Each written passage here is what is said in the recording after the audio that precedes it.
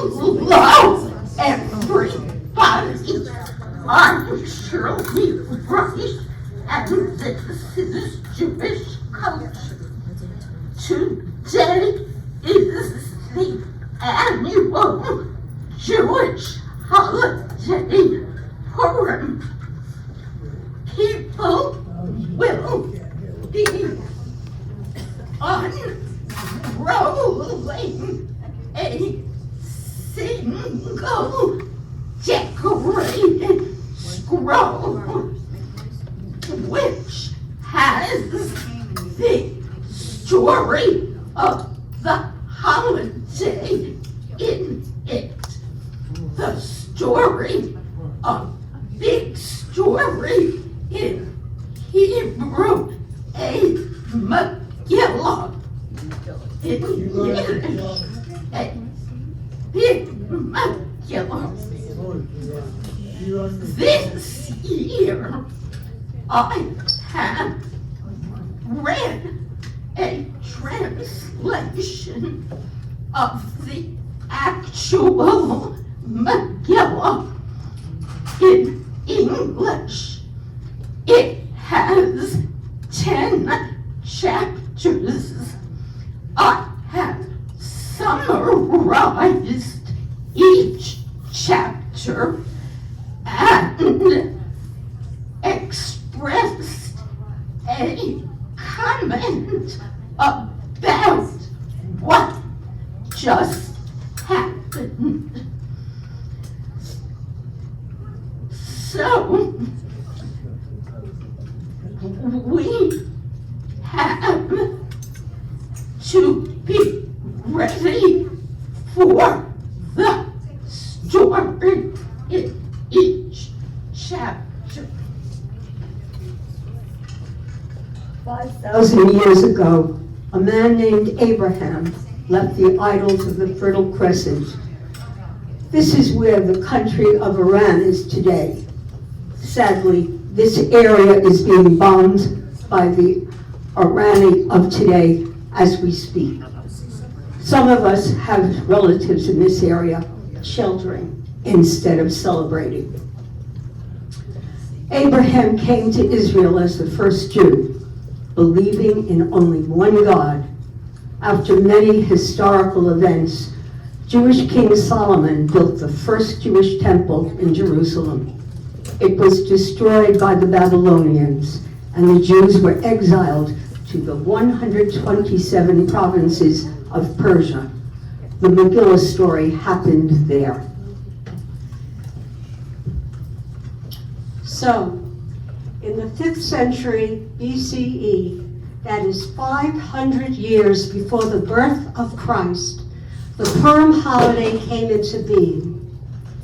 With no miracles from God, whose name is not even mentioned, there was a Jewish victory over evil anti-Semitism.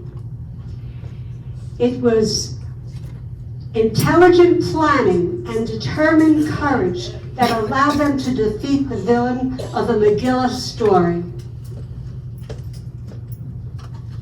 Sarah Lee Miller played our welcoming music.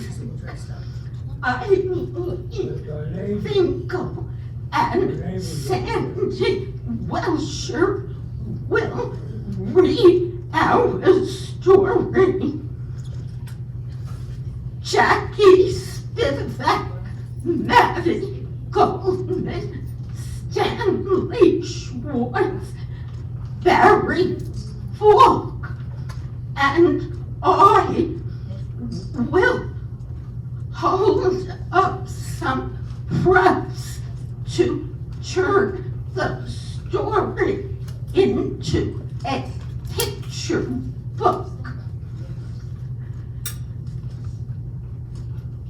Estelle Saunders will be a journalist making a comment about each situation. You can help drown out the name of the story's villain every time it is mentioned. So painful. You can use a Rice Krispie.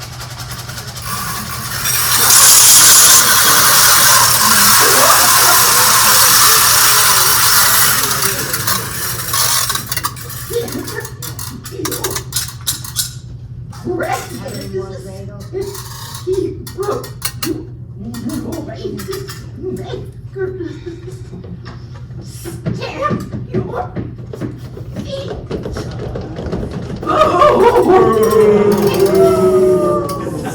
Every time you hear the dreaded name, let's try it once.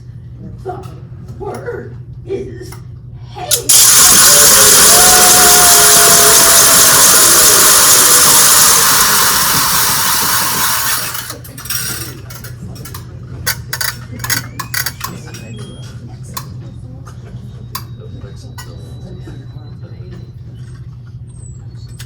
Excellent. Chapter 1. King Ahasuerus was the powerful, pompous ruler of the Persian Empire. In the 3rd year of his reign, he held a display of his glorious riches.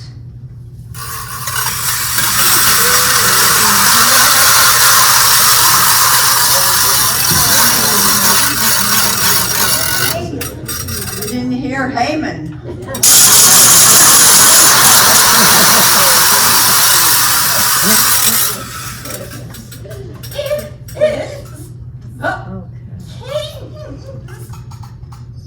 Celebration of his throne.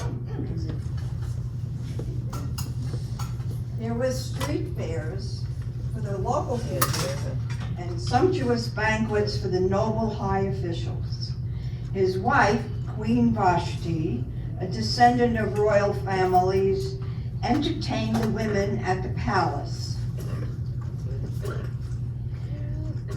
One viewer of this lavish show was an ambitious fellow named Haman.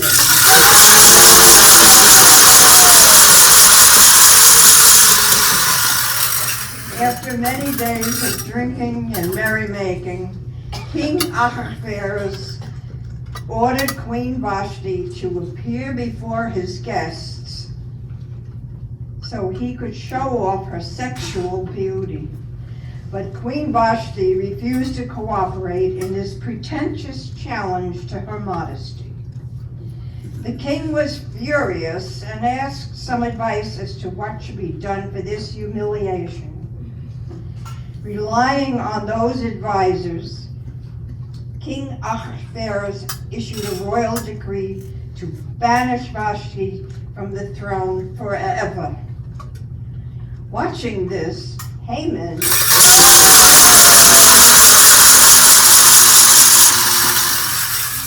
he was thinking, good, this will also be a warning to other women in the kingdom. Can you merely command respect?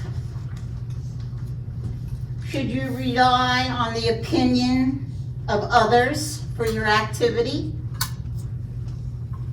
The king's opulent lifestyle has diminished his effectiveness as a leader. Chapter 2. King Ahasuerus came to realize the consequence of his angry revenge, and he was lonely. So his advisors created a beauty contest with mandated entry for every maiden in the land. In the capital city of Shushan, there was a Jew named Mordecai. He would sit by the palace gate in order to keep aware of the latest news. Mordecai had a niece named Hadassah. the Hebrew word for a beautiful flower. Mordecai realized Hadassah would have to enter the contest. Mordecai also knew there are people like Haman who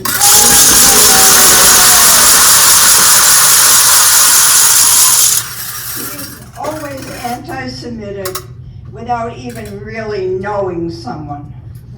Mordecai warned Hadassah to be safe in the palace and safe from Haman. She should keep her Jewish identity hidden. It would be better to use the Egyptian name Esther. And so it was Esther who appeared at the contest. She did not use the perfume, cosmetics, and bejeweled gowns for which she was eligible, but her kind heart won the king's favor. And he crowned Esther to be Queen of Persia. Esther remembered what Mordecai had told her, and she still did not reveal her Jewish background. And Mordecai still sat by the palace gate. One day, Mordecai overheard two servants plotting to kill the king. As a righteous individual, he reported this to the palace guards. It was investigated, the criminals were punished, and the incident was recorded in the royal archives. It is hard to keep a secret, was stressful for Esther, and it is dangerous and risky for Mordecai to get involved. He really only had a bit of information, or maybe it's just a certain alignment of the stars. Chapter 3. Sometime after the king promoted Haman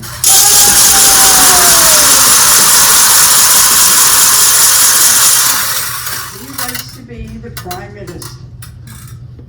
Everyone would bow before him because he wore a special three-cornered hat and claimed divinity.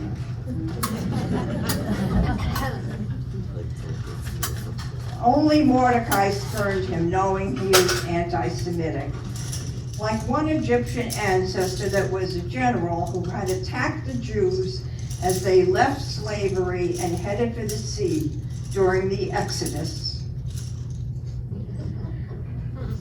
Mordecai's neglect so angered Haman that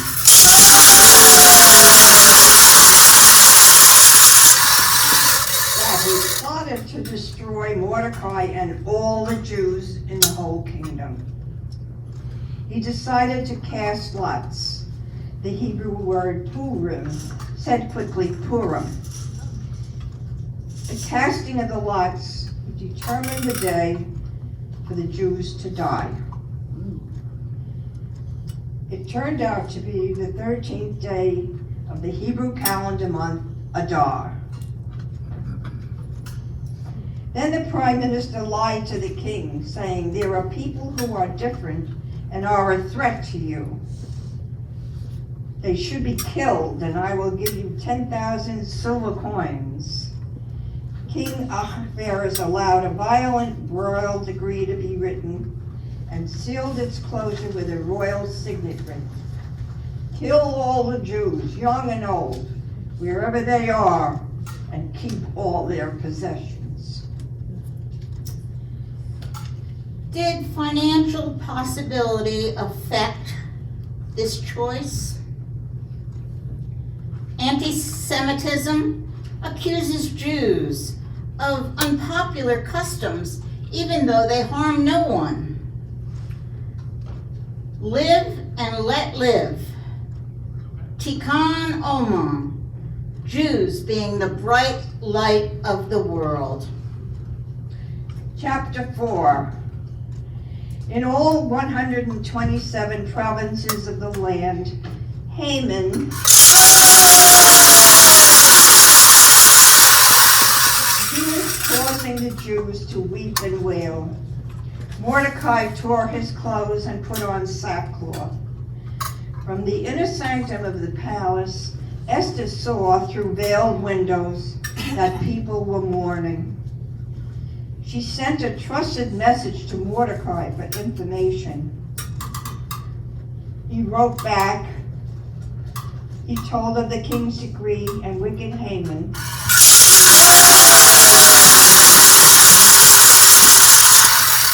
Mordecai begged Esther to go to Ahasuerus and plead for her people. But Esther was afraid it was forbidden to go to the king without being summoned. She wrote, I could be put to death for a sudden appearance. You also are a Jew. Mordecai replied, you also are a Jew and will not escape our fate. If you keep silent, you will surely die.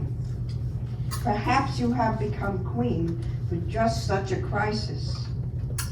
Esther gathered her courage. She agreed to risk her life. If I am to perish, I'll perish. Tell all the Jews in all of Persia to fast with me for 3 days. After that, I will go to the king.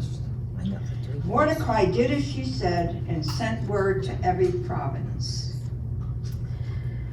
Esther realizes that isolation is not a solution. She remembers how Vashti had reacted and rejected the king. Esther wanted to charm him, but she needed a plan. She will use these 3 days of fasting to organize her thoughts. Chapter 5. After 3 days, Esther goes to approach the king. He sees her coming and happily beckons to greet her. He asks her request and says he's ready to grant her even half his kingdom. But Esther puts her plan into motion. I have come to invite you and Haman,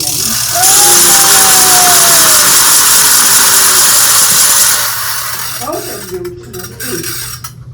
The king quickly accepts her great invitation. At the dinner, Ahasuerus again offers Esther even half his kingdom. She asks only that they come again. The prime minister leaves happy at being included, but Mordecai is by the gate, and he still does not bow. Haman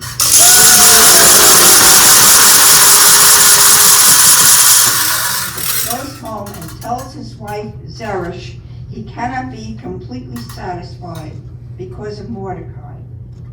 Zeresh suggests to her husband that he immediately build some gallows.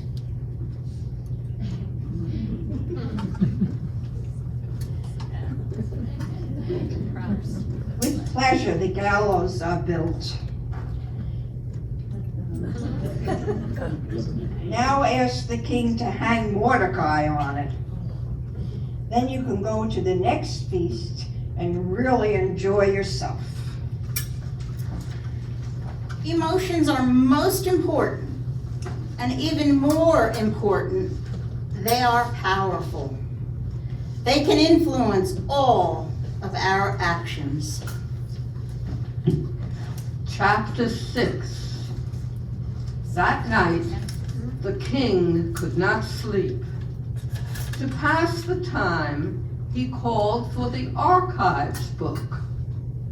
He read how Mordecai had saved his life by reporting the assassination plot. What reward did I give this man? He asked. Nothing special, he was told. Just then, Haman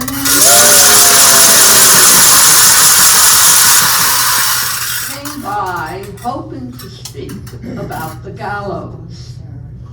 The king saw him and quickly asked, how can I really honor someone? Thinking it was for himself, Haman said,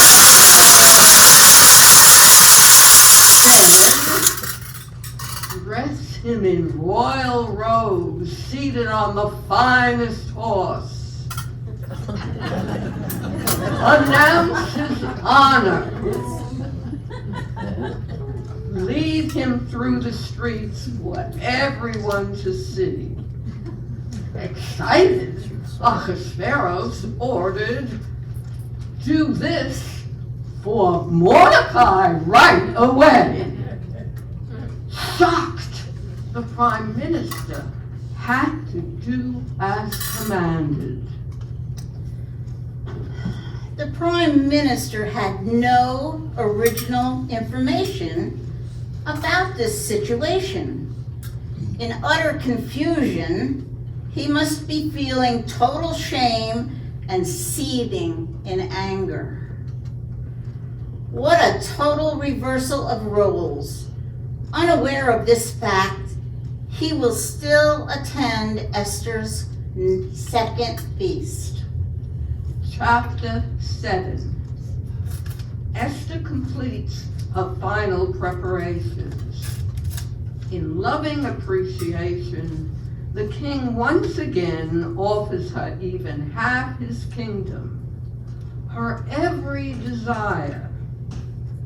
Emotionally, Esther replies, "Just my life and the lives of my people, as we are condemned by a great enemy." Astounded, Ahasuerus asks, "Who can that be?"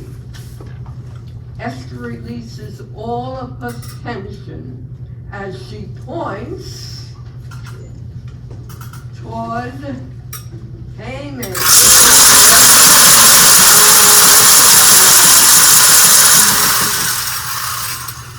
Furious, the king realizes at once he has allowed evil to enter the palace.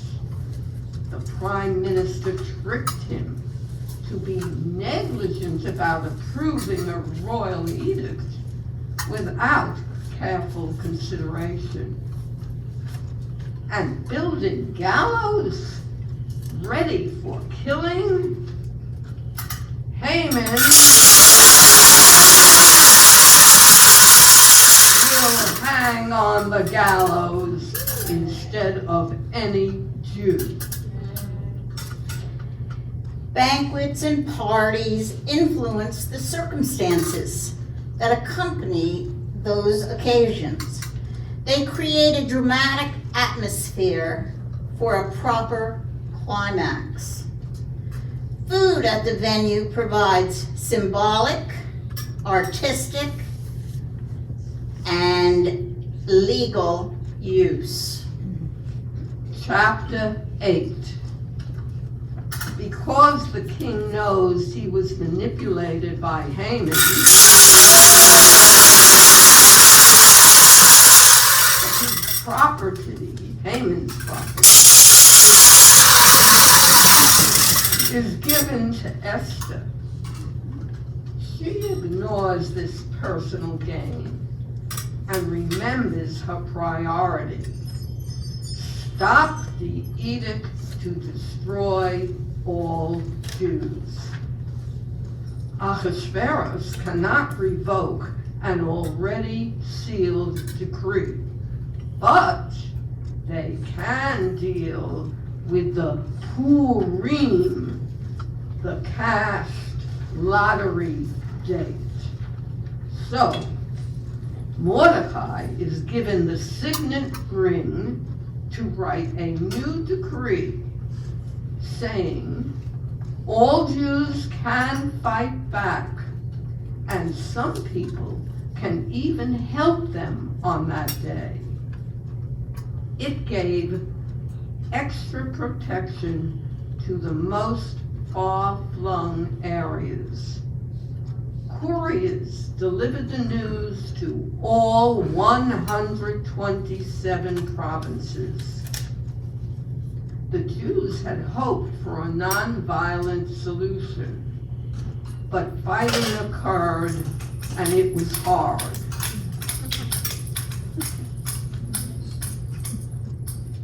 Many Persians were killed, including the 10 sons of Haman.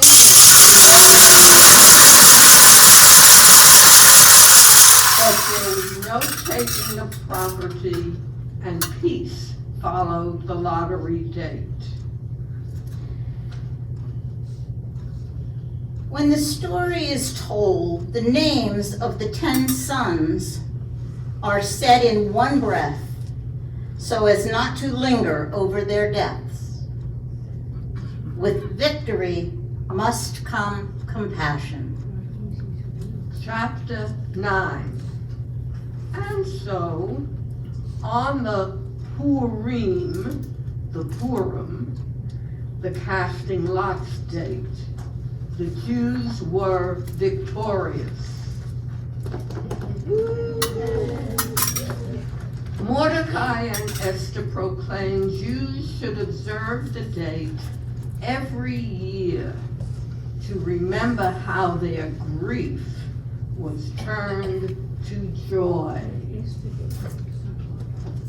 They should drink enough wine to confuse Haman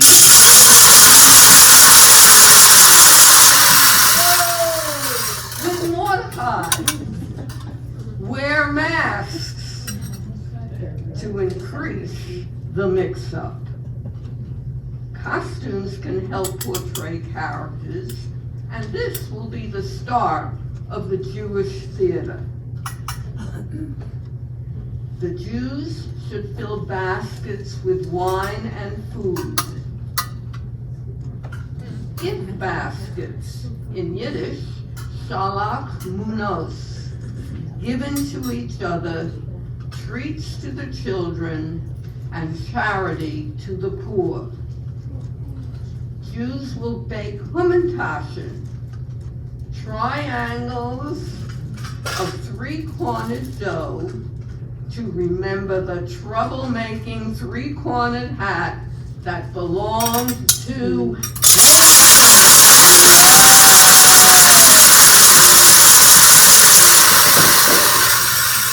the Hummentashen dough will form a pocket for some hidden secret, a filling of poppy seeds or fruit jam. Share and celebrate. Try to remember, when persecuted, there is hope. With power, there is responsibility. Chapter 10. The king appoints Mordecai second in command of all Persia. That service to the empire is extremely admirable. He is highly regarded by the Jews, for he continually looks after their welfare.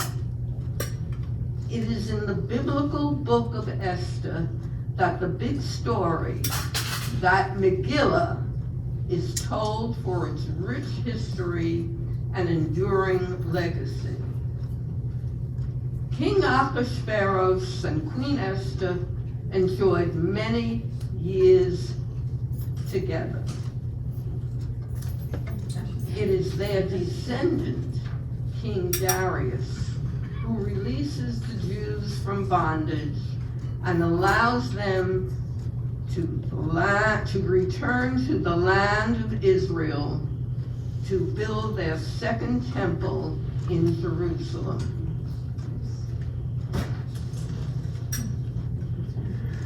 Somewhere in the Megillah there was a lie. We Jews had to be saved by Esther and Mordecai. Somewhere in the Megillah, bravery gives us a reason to celebrate Purim every year. We must admit, as people read, We were intent until we heard they said that word. We shook our brothers and yelled, stamped our feet, the noise just grew, for we were saying, somewhere in the Megillah, Jews stood tall, and we do retell the story each year as we heed the call. Now we have read the Megillah, it is time to read. Three-cornered hamantashen as a great big treat. So return your groggers, enjoy the music as you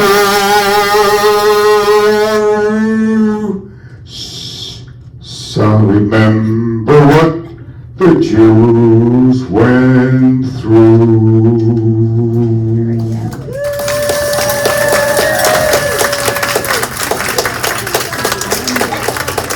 Remember what the Jews went through.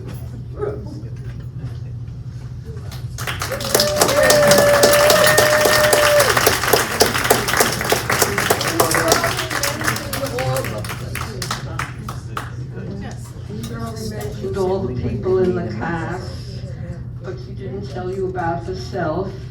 She is the author, composer, director, producer, and now she'll be the cleanup person of this whole production.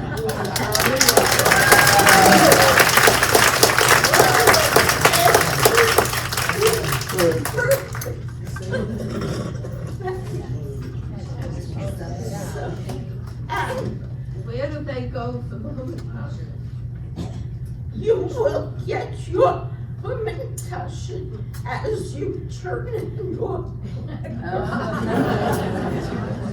but that has to Get something when you have a reason. oh, let me go. From news from Israel, they are being bombed. They are in a shelter instead of parading mass. Very bad.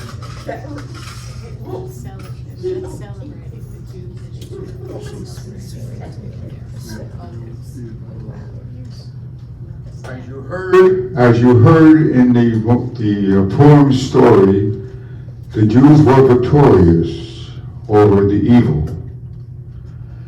It's very, very interesting that what is happening in Iran now is exactly the same time as Purim, isn't it? Iran is throwing missiles into Israel and all over. And they are going to be defeated just like Haman and his evil people were defeated. We are going to win.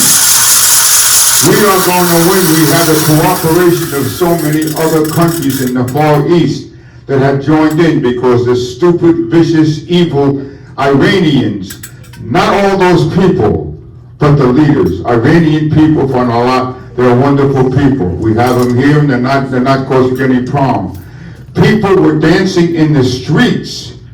Iranian people dancing from Los Angeles to New York. So happy that the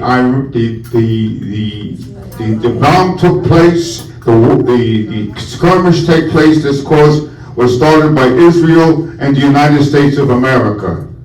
So let us hope and pray that they will be defeated quickly and no more American lives will be lost, and no more lives of any kind will be lost. And then let's also hope that the war in Ukraine and Russia stop also. It is time for peace in this world of ours. We cannot go on like this. No more wars, no more wars, only love. Let us all enjoy the Purim Tasha now, and thanks Shirley again.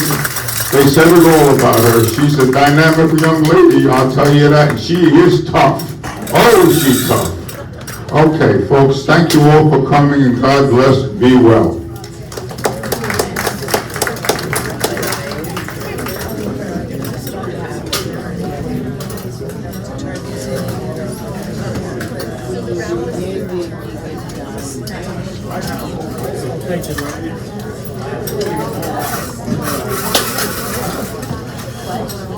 Had to get to my wheels.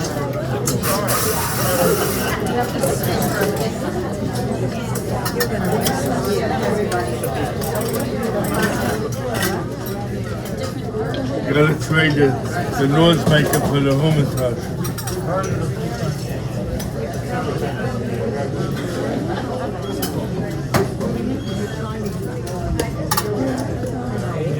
All right. Here we go.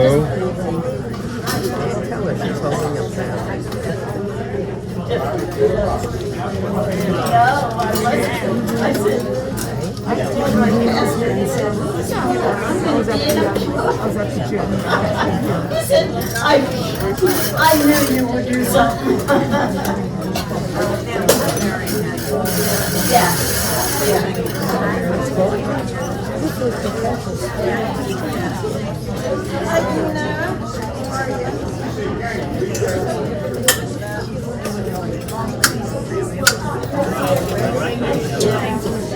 It was so apropos, you know? Oh, yes. Yeah. This is my thing. This is plays on my thing. When Shirley asked me, I said, I'll be the only person in the play.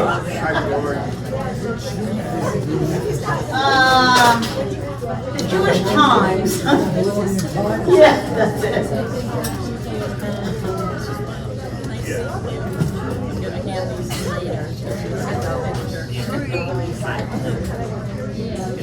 Come on, Barry.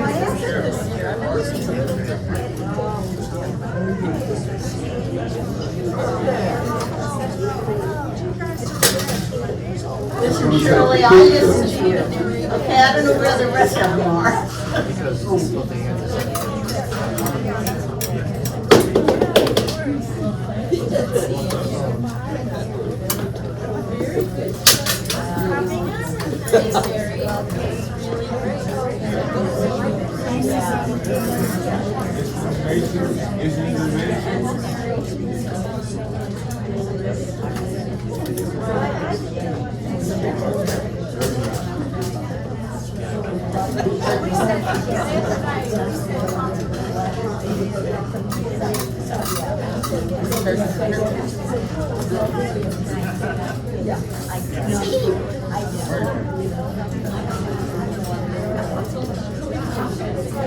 Is Harvey Drucker still here? Harvey, would you come here and take our picture, please? I don't see him.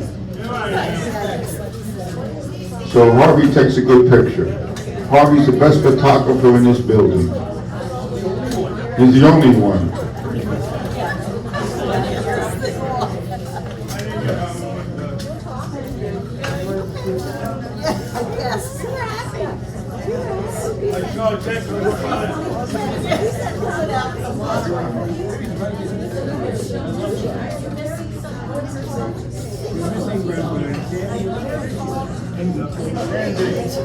Sandy, come over here, please.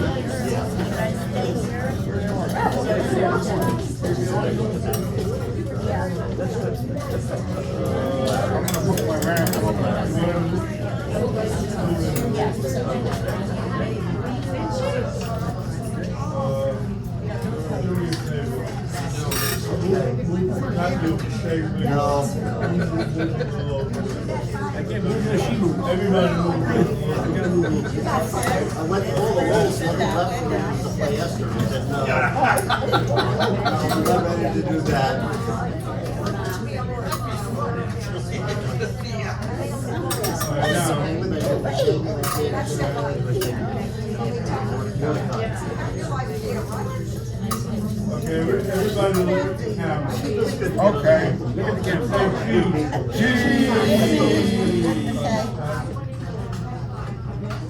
One more.